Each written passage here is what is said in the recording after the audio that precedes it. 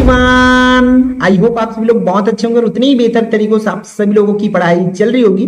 तो इस वीडियो में भाई हम क्या देखने वाले हैं, आपके क्लास 12th की व्यवसाय अध्ययन बिजनेस स्टडी की क्या देख रहे हैं, निचोड़ सीरीज, जिसमें हम लोग 6 मार्क्स वाले आपके 6 नंबर वाले मोस्ट इंपॉर्टेंट क्वेश्चन जो देखने वाले। ठीक है, 3 प्रश्न जो है आना है 6 अंक में, वो आपका कंफर्म कराने वाला हूं जिस जिस यूनिट से आने वाला है। तो बस ध्यान से देखते चलिए, समझते चले।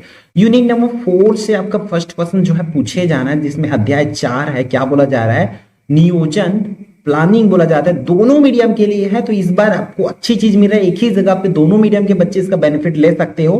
देखो प्रश्न पहला क्या बोला जा रहा है, नियोजन की तकनीक या प्रक्रिया का वर्णन करना है, वो भी कोई 6।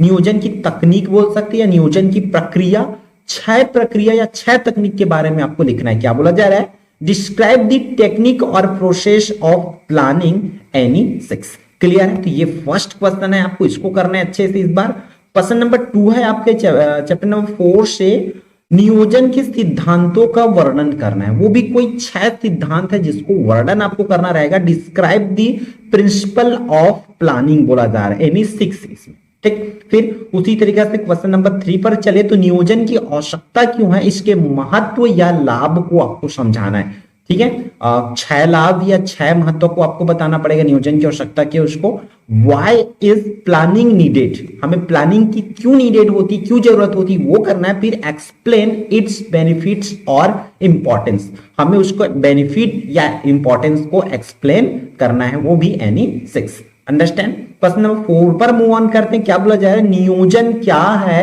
नियोजन की किन्हीं 6 सीमाओं का आपको क्या करना है, उल्लेख करना है। क्लियर, नियोजन क्या है उसको बताना है, इसका नंबर मिलेगा।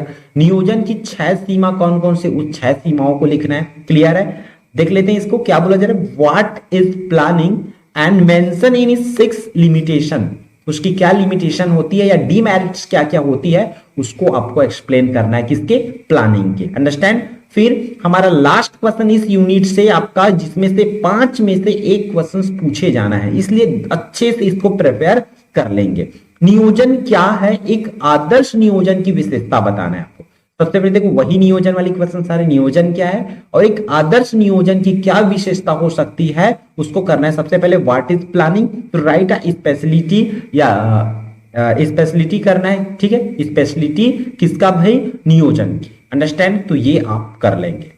फिर यहां से 5 में से 1 होगा। फिर नेक्स्ट यूनिट चलते, यूनिट नंबर 5, यहां से एक क्वेश्चन आपको पूछे जाना है 6 मार्क्स में, तो बहुत ध्यान से देखेंगे। अध्याय नंबर 5, ऑर्गेनाइजेशन, संगठन जो है चैप्टर का नाम, देखो ध्यान से इसको। प्रश्न पहला इसमें से क्या है, संगठन का किन्हीं 6 महत्व का वर्णन कर। ठीक है, क्या करना है आपको, describe any 6 importance of organisation. Understand, ये फर्स्ट क्वेश्चन है। नेक्स्ट 1 आगे बढ़ते हैं हम लोग, संगठन का किन्हीं विशेषताओं का वर्णन कीजिए। Describe any characteristics of the organisation. तो जैसे जैसे क्वेश्चंस आप लोग देख पा रहे हैं, उसी तरीका से ही आपको तैयारी करना है बिजनेस स्टडी में। ठीक है, फिर अगला, रेखा संगठन तथा रेखा कर्मचारी संगठन में अंतर स्पष्ट करना है।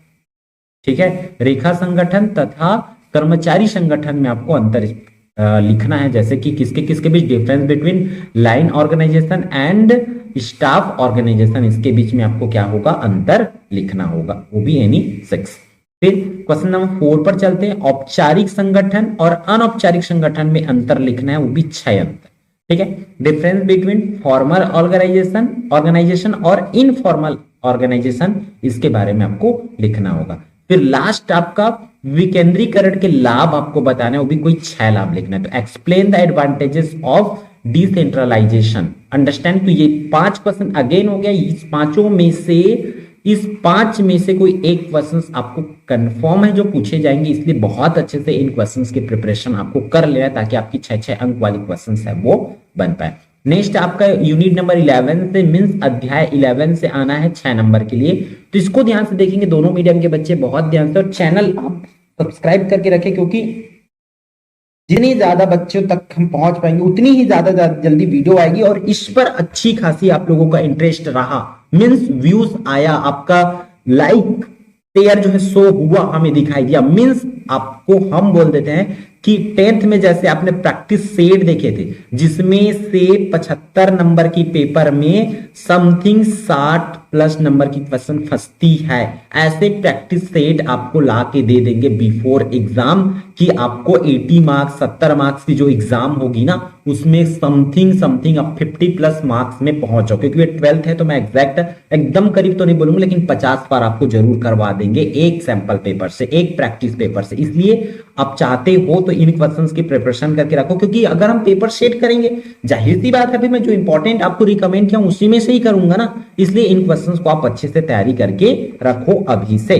प्रश्न पहला इसमें से उपभोक्ता संरक्षण से उपभोक्ता के कौन कौन से दायित्व होते वर्णन करना है, ठीक है। What are the responsibilities of a consumer, ये आपको लिखना है, ठीक है। फिर उपभोक्ता के कौन कौन से अधिकार है, तो इसमें क्या करना है आपको, what are the rights of consumers, ये एक्सप्लेन करना है आपको। फिर उपभोक्ता संरक्षण के उपायों को समझाना है, ठीक है। Explain the measures of consumer protection, ठीक। उपभोक्ता संरक्षण के महत्व को वहां पर उपाय, यहां पर महत्व बोला गया है भाई। सेम इसी टाइप से मिलता जुलता क्वेश्चन जो है आपको बोर्ड एग्जाम में पूछे जाएंगे। Explain the importance of consumer protection, ठीक है। फिर अगला क्या बोला जा रहा है, उपभोक्ता संगठन के कार्यों को समझाना है। Explain the work of consumer organisation. तो ये देखो टोटल आपको 15 क्वेश्चन बताएं और इस 15 प्रश्न में से आपका 3 क्वेश्चंस जो है आना है, जिससे आपको सीधा सीधा 18 मार्क्स जो है आपको इस वीडियो से ही मिलने वाला है। इसलिए आप सभी क्वेश्चंस को अच्छे से प्रिपेयर कर लीजिए, ठीक है। मींस आपका अथवा में रहेगा तो टोटल जो है 6 क्वेश्चंस आपको देखने को मिलेगा। तो बस ध्यान से इन क्वेश्चंस के प्रिपेयर कर लीजिए, डेफिनेटली आपकी तैयारी जो है अच्छी हो जाएगी। इसके बाद आप चाहो तो एक्स्ट्रा क्वेश्चंस जो है कर सकते, जो आपके स्कूल वगैरह में रिकमेंड किए होंगे, आपके कोचिंग क्लास में रिकमेंड किए होंगे, ठीक है। तब तक के लिए बाय बाय, फिर मिलते हैं नेक्स्ट वीडियो।